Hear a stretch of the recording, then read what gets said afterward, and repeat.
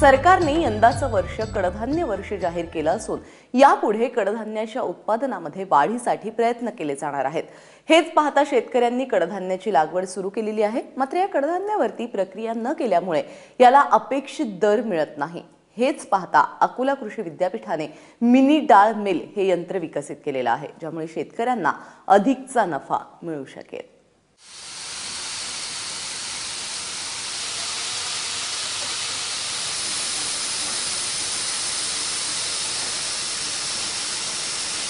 Doctor Panjabrao Deshmukh Akola कृषी विद्यापीठाने विकसित केलेली ही आहे मिनी डाळ मिल।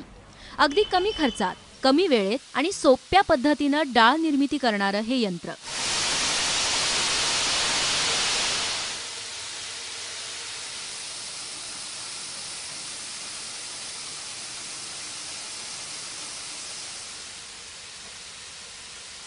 विदर्भात कापसाबरोबर कडधान्य लागवड मोठ्या प्रमाणात केली जाते। मात्र या कडधान्याला बाजारात हवा तसा दर मिळत नाही।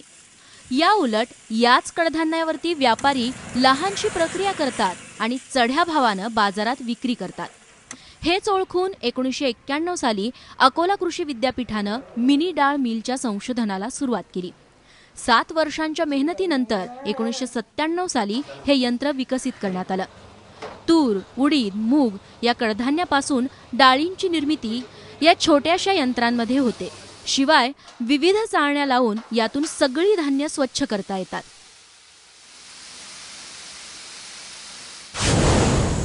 खेड्यात उत्पादित होणारे कडधान्य जर खेड्यातच प्रक्रियित झालं तर हे सगळे फायदे, ट्रान्सपोर्टेशन मध्ये जो खर्च जातो दाल मिल मध्ये नेण्याकरता, वेगवेगळ्या स्टेजेस दलाली जी जाते, वेगवेगळ्या स्टेजेसला नफा जो जातो आणि येताना ट्रान्सपोर्टेशन नफा दलाली, हा सगळाचा फायदा तो सगळा आमच्या शेतकऱ्याला मिळेल आणि पर्यायाने तो गिऱ्हाईकास मिळेल।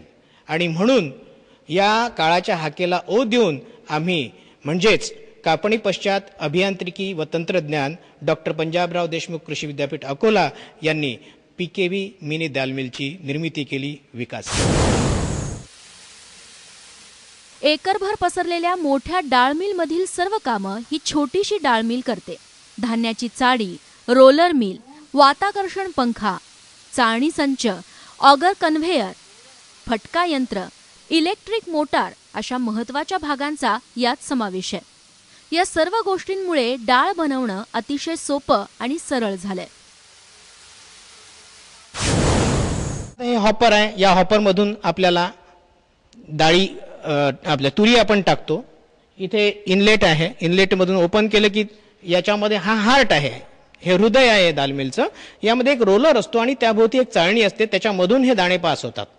रोलरचा पृष्ठभाग जो आहे तो खरबडीत एमरीने बनवलेला आहे आणि तो त्या तुरीला घासल्यामुळे त्याची टर्फलं ढिली व्हायला मदत होते आणि पावडर बाहेर जाण्याकरता खालीच एक बहिर्द्वार दिलेला आहे। यानंतर जे मिश्रण याच्यामधून पडतं ते कंट्रोल करण्याकरता हा आउटलेट वॉल दिलेला आहे। यामधून जे मिश्रण पडतं त्यामधून टर्फल जे आहेत ते हा पंखा ओढून घेतो आणि मागे सायक्लॉन कडून ते वेगळे होतात। आणि जे मिश्रण या चाळणीवर पडतं याच्यामध्ये वरची चाळणी जी आहे ती सलग तुरी ज्या टर्फला सहित किंवा टर्फला विरहित असतात ते या बहिर्द्वारामधून या स्क्रू कन्व्हेयर मध्ये टाकल्या जातात।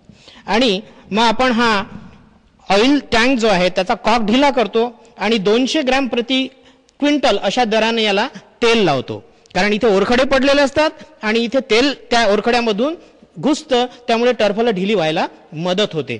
आणि घुसळत घुसळत तेल इथून हे आउटलेट आहे, इथून त्या तुरी बाहेर पडतात। हे सलग तुरी मधल्या बहिर्द्वारातून डाळ बाहेर पडते, ती सुद्धा टर्फला सहित किंवा टर्फला विरहित पडते आणि या बहिर्द्वारामधून ब्रोकन्स म्हणजे चुरी बाहेर पडते। साधारण 100 किलो तुरीपासून 40 ते 45 किलो फटका म्हणजेच ग्रेड 1 ची डाळ मिळते, तर 20 ते 25 किलो ग्रेड 2 ची डाळ मिळते। यातून 2 ते 3 किलो चुरी राहते, तर 22 ते 26 किलो टर्फल आणि पावडर वाया जाते। फक्त 250 ते 300 रुपयांच्या खर्चात क्विंटलभर डाळीची निर्मिती या यंत्राद्वारे करता येते। या डाळ मिलची किंमत अवघी 80 ते 82 हजार आहे, ज्याला शासनाच्या विविध योजनांमार्फत अनुदानही मिळतं। 10 ते 12 हजार लोकसंख्येच्या गावात ही डाळ मिल अतिशय फायद्याची आहे। या डाळ मिलमुळे शेतकऱ्यांच्या मालाला बाजारात दुपटीचा दर तर मिळतोच, शिवाय स्थानिक तरुणांना रोजगारही मिळतो। आम्ही डाळ तयार करून आम्हाला 14 ते 15 हजार रुपये क्विंटल अशा भावाने आम्ही विक्री करतो। म्हणजे आम्हाला जवळपास 2.5 ते 3 हजार रुपये नफा तूर आणि डाळ केल्यानंतर आम्हाला मिळतो। याच्यामध्ये आमचा तर फायदा होऊच राहिला। गटाच्या एकूण जेवढे सभासद आम्ही 11 सभासद या गटामध्ये आहे, आमचा फायदा होऊच राहिला। पण तसे गावातील नागरिक आणि इतर आजूबाजूच्या खेड्यावरची नागरिक यांनी हे सुद्धा चांगल्या प्रकारची डाळ तयार करत आहेत। आणि तसेच गहू हा आम्ही क्लिनिंग करून त्या गव्हाला सुद्धा आमच्या मशीनमध्ये तयार केल्यानंतर चांगल्या प्रतीचा भाव मिळत आहे। आम्ही एक वर्षाकाठी 3 महिन्यामध्ये आमचा जवळपास 2 ते 2.5 लाखाचा आम्ही उलाढाल या ठिकाणी करतो। यंदाचं वर्ष सरकारनं कडधान्य वर्ष म्हणून घोषित केलंय। कडधान्याच्या उत्पादन वाढीवर यंदा भर देण्यात येतोय।